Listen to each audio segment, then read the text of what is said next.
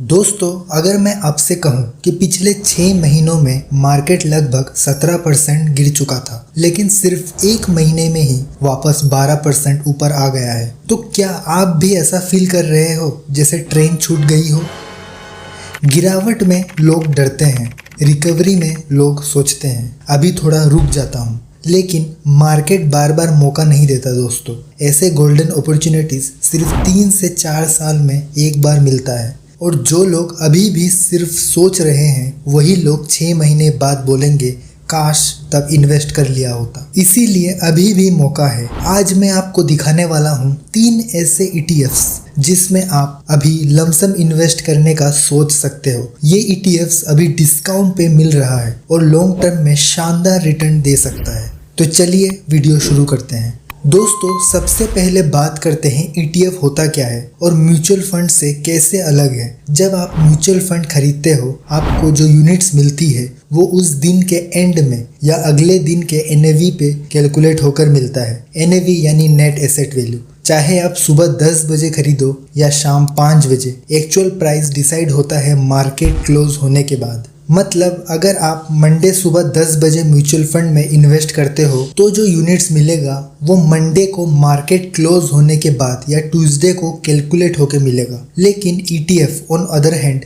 Stocks की तरह exchange पे ट्रेड होता है, यानी आप ETF लाइव मार्केट आवर्स में किसी भी टाइम खरीद या बेच सकते हो रियल टाइम प्राइस पे। मतलब जैसे आप रिलायंस का स्टॉक तुरंत खरीद के प्राइस लॉक कर लेते हो ड्यूरिंग मार्केट आवर्स, वैसे ही आप ETF भी रियल टाइम बाय कर सकते हो। इसका मतलब ETF में आपको लाइव NAV मिलता है। दूसरी डिफरेंस की बात करें तो वो है एक्सपेंस रेशियो की। म्यूचुअल फंड में फंड मैनेजर पोर्टफोलियो को एक्टिवली मैनेज करते हैं, स्टॉक्स चूज करते हैं, बेचते हैं, बहुत रिसर्च करते हैं, उनकी पूरी टीम होती है और इस एक्टिव मैनेजमेंट के लिए आपसे ज़्यादा एक्सपेंस रेशियो लिया जाता है। On the other hand ETF mostly passive होते हैं, वो बस एक इंडेक्स को फॉलो करते हैं, जैसे निफ्टी 50 ETF हो या IT ETF हो या गोल्ड ETF। कोई एक्टिवली डिसाइड नहीं करते कि क्या लेना है या क्या बेचना है। इसीलिए ETF का एक्सपेंस रेशियो म्यूचुअल फंड से बहुत कम होता है। तीसरे डिफरेंस की बात करूं तो म्यूचुअल फंड में आप 500 या 1000 जैसी छोटी अमाउंट से भी इन्वेस्ट कर सकते हो। मतलब म्यूचुअल फंड पैसे के हिसाब से बाय होता है, वही ETF एक स्टॉक की तरह ट्रेड होता है। इसके लिए आपको डीमैट अकाउंट और ट्रेडिंग अकाउंट चाहिए होगा, तब आप यूनिट्स के हिसाब से ETF ले सकते हैं, यानी आपको पूरा एक यूनिट लेना ही पड़ेगा। म्यूचुअल फंड जैसे फ्रैक्शंस में नहीं ले सकते। तो दोस्तों, ये थे 3 मेजर डिफरेंस म्यूचुअल फंड और ETF के बीच। अब दोस्तों बात करते हैं उन 3 ETFs की जिसमें अभी प्रॉफिट बनाने का ज़बरदस्त मौका है। तीनों ही ETFs अभी डिस्काउंट पर मिल रहे हैं, मतलब मार्केट करेक्शन के बाद ये सही एंट्री पॉइंट हो सकता है। अगर आप लॉन्ग टर्म इन्वेस्टर हैं तो ये 3 ETFs आपके पोर्टफोलियो के लिए मल्टी बैगर बन सकता है। तो दोस्तों, आज का पहला ETF है FMCG सेक्टर, यानी वो चीजें जो हम रोजाना यूज करते हैं, जैसे आटा, दाल, टूथपेस्ट, शैम्पू, बिस्किट। और इस सेक्टर के अंदर आते हैं Nestle, HUL, Tata consumer, Dabur जैसे स्ट्रॉन्ग प्लेयर्स। पिछले 1 साल में इन स्टॉक्स में काफ़ी गिरावट आई है क्योंकि कंजम्पशन वीक था, लोग खर्च कम कर रहे थे, लेकिन अब मार्केट बुलिश मूड में लग रहा है। जब लोगों के पास पैसा आएगा तो वो ज़्यादा खर्च करेंगे और FMCG सेक्टर फिर से ग्रो करेगा। इसीलिए दोस्तों, अभी FMCG ETF मिल रहा है डिस्काउंट पे और लॉन्ग टर्म के लिए ये एक अच्छी एंट्री हो सकती है। तो दोस्तों, FMCG सेक्टर में हमने सेलेक्ट किया है ICICI prudential Nifty FMCG ETF। आप इस चार्ट को देखें। इस ETF ने अक्टूबर के बाद से लगातार गिरावट दिखाई थी। हाई से लगभग 69 का लेवल से ये 54 तक आ गया था, मतलब 20% से भी ज़्यादा का फॉल। अब देखिए, मार्च के बाद से इसने रिवर्सल दिखाई है और अब ये 59 का एक स्ट्रॉन्ग सपोर्ट बना चुका है।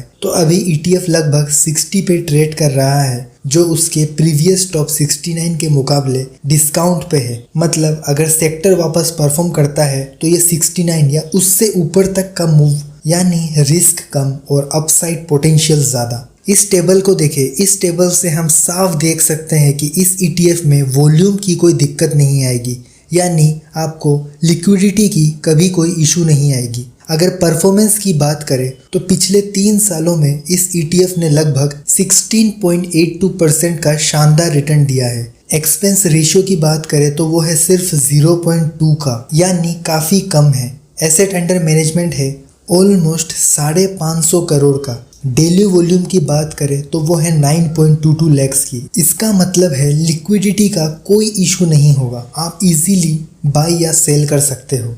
ट्रैकिंग एरर सिर्फ 0.08%, जो कि बहुत ही कम है। इसका मतलब ETF का परफॉर्मेंस इंडेक्स के बहुत करीब है। दूसरा ETF है निफ्टी नेक्स्ट 50 ETF।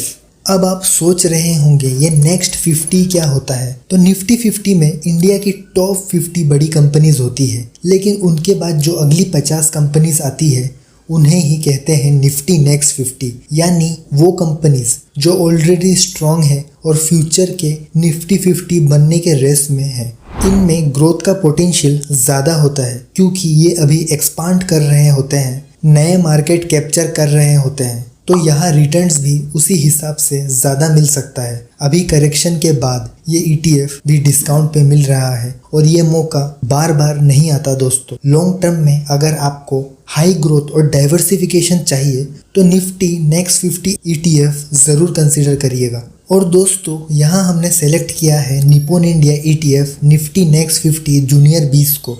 इसके चार्ट को देखें, ये ETF अक्टूबर के बाद लगातार गिरता आया है। 825 के हाई से 600 के आसपास तक आ गया था, मतलब लगभग 27% की गिरावट। लेकिन अब ध्यान से देखिए, मार्च के बाद से एक अच्छा बाउंस मिला है और ETF ने 700 के आसपास कंसोलिडेट करना स्टार्ट किया है। अभी 682 पे मिल रहा है, जबकि पहले 825 तक जा चुका था, यानी अभी भी 15 से 17% डिस्काउंट पे मिल रहा है। और जब मार्केट बुलिश मूड में होता है तो नेक्स्ट 50 स्टॉक्स सबसे ज़्यादा तेजी दिखाते हैं। तो रिस्क रिवार्ड के हिसाब से ये भी एक स्ट्रॉन्ग कैंडिडेट है प्रॉफिट कमाने का। अगेन इस ETF के टेबल को देखें, आप इसके डेली वॉल्यूम को देख सकते हैं जो कि बहुत ही अच्छा है। तो लिक्विडिटी की अगेन यहाँ पे कोई इशू नहीं आएगी। अगर परफॉर्मेंस की बात करें तो पिछले 5 सालों में इस ETF ने लगातार 23% का शानदार रिटर्न दिया है। एक्सपेंस रेशियो है सिर्फ 0.04%,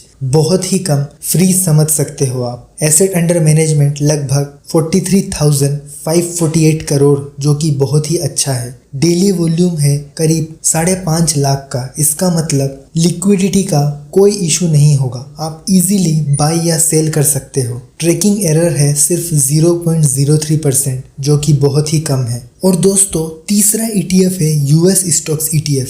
आज के टाइम में सिर्फ इंडिया नहीं, दुनिया भर के बेस्ट बिजनेस में पैसा लगाना ज़रूरी है। और जब बात आती है ग्लोबल लीडर्स की, जैसे एप्पल, माइक्रोसॉफ्ट, गूगल, अमेज़न, तो सबसे ज़्यादा डोमिनेंस US मार्केट का ही होता है। US इकोनॉमी दुनिया की सबसे बड़ी और सबसे इनोवेटिव इकोनॉमी है। और अगर आप लॉन्ग टर्म में डॉलर्स बेस्ड रिटर्न लेना चाहते हो तो US स्टॉक्स एक स्मार्ट ऑप्शन बन जाता है। और दोस्तों मार्केट अभी करेक्ट हुआ था तो ये ग्लोबल ETFs भी डिस्काउंट पे मिल रहे हैं। और दोस्तों यहाँ हमने सेलेक्ट किया है मोतीलाल ओसवाल नैस्डैक 100 ETF को। जनवरी से लेकर मार्च तक स्लो डिक्लाइनिंग चालू था, पर 25 मार्च के बाद एक शार्प गिरावट आई है हेवी वॉल्यूम के साथ। तो दोस्तों ये लॉन्ग टर्म इन्वेस्टर्स के लिए एक अच्छी बाइंग जोन हो सकती है। इस ETF के वॉल्यूम्स को देखें, लाखों में है, तो यहाँ आपको लिक्विडिटी का कोई इशू नहीं आएगा। अगर 5 साल के परफॉर्मेंस की बात करें तो इस ETF ने रिटर्न्स दिया है 20.28% का, जो कि बहुत ही अच्छा है। एक्सपेंस रेशियो की बात करें तो एक्सपेंस रेशियो है 0.58 का। एसेट अंडर मैनेजमेंट लगभग 8,000 करोड़ के आसपास का है। और ट्रैकिंग एरर की बात करें तो ट्रैकिंग एरर है 0.13 का। तो दोस्तों ये थे वो 3 ETF जो फिलहाल मार्केट में एक अच्छा एंट्री का मौका दे रहा है। लेकिन एक बात ध्यान रखनी है, ऐसा बिल्कुल मत सोचिए कि मार्केट यहाँ से सीधा ऊपर चला जाएगा। मार्केट जनरली साइडवेज मूव करता है, टाइम लेता है और फिर धीरे धीरे ऊपर जाता है।